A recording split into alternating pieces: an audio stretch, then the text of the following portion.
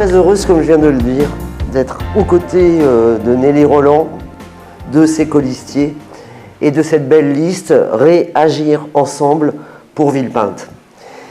Car c'est bien de cela qu'il s'agit à Villepinte. Réagir, ça veut dire agir à nouveau dans tous les domaines qui concernent et préoccupent nos concitoyens et donc dont les colistiers de Nelly nous ont parlé. Il s'agit d'engager aujourd'hui une politique active et offensive avec les premiers intéressés, les habitants et les habitantes de Villepinte, active à leur service. À cet égard, et sans aucun doute, Nelly Roland est la mère qu'il vous faut. C'est une femme de terrain engagée, accessible, à l'écoute de ses concitoyens. Elle a déjà occupé cette fonction, et bien d'autres encore, en termes électifs.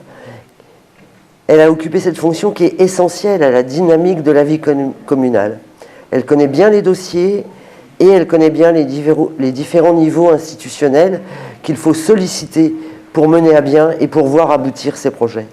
Elle saura aller chercher les financements et les compétences indispensables, et notamment auprès du département, chef de file de l'action sociale, de l'autonomie des personnes et de la solidarité des territoires, et qui, au-delà de ses compétences obligatoires, investit dans l'éducation, la culture, le sport, l'égalité femmes-hommes, tous sujets qui sont très importants pour vous et pour nous.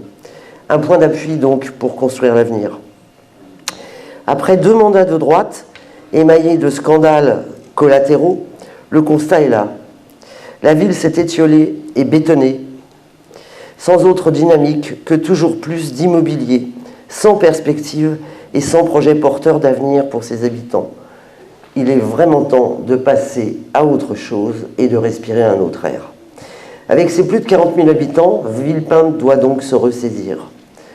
L'urbanisation galopante, sans le déploiement des services publics indispensables à la vie quotidienne, contribue au final à fragiliser la ville et sa population, et bien sûr d'abord celle qui en a le plus besoin.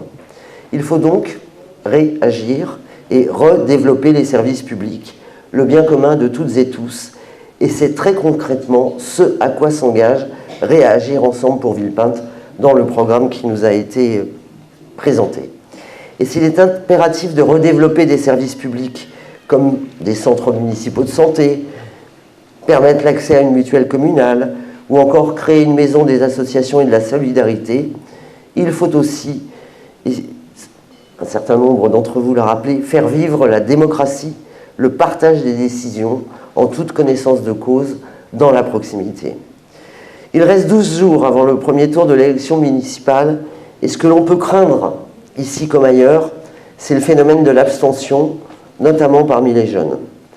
Ce désintérêt de la chose publique est terrible et s'explique notamment par le sentiment de ne jamais être écouté et entendu, l'idée de ne pouvoir compter que sur soi et sur ses proches.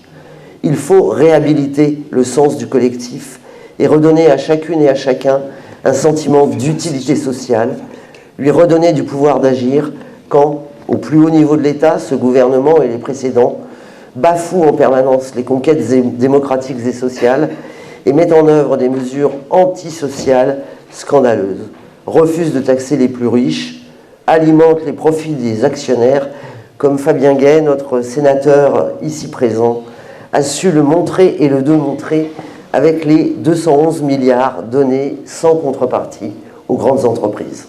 Mais tu leur fais entendre raison, en tout cas à Michelin, et c'est déjà un grand pas en avant. Donc les choses sont possibles. La ville offre un espace de contre-pouvoir qu'il faut exercer avec les habitants. Et c'est bien ce que proposent Nelly et ses colistiers. Il reste donc 12 jours pour convaincre que voter c'est indispensable pour faire entendre sa voix et changer le cours des choses. Il n'y a aucune fatalité. Convaincre, c'est l'urgence principale des jours qui viennent. Je vous souhaite donc à toutes et à tous, encore et toujours de la combativité à la rencontre des habitants. C'est la clé de la victoire. Et je vous remercie de votre écoute.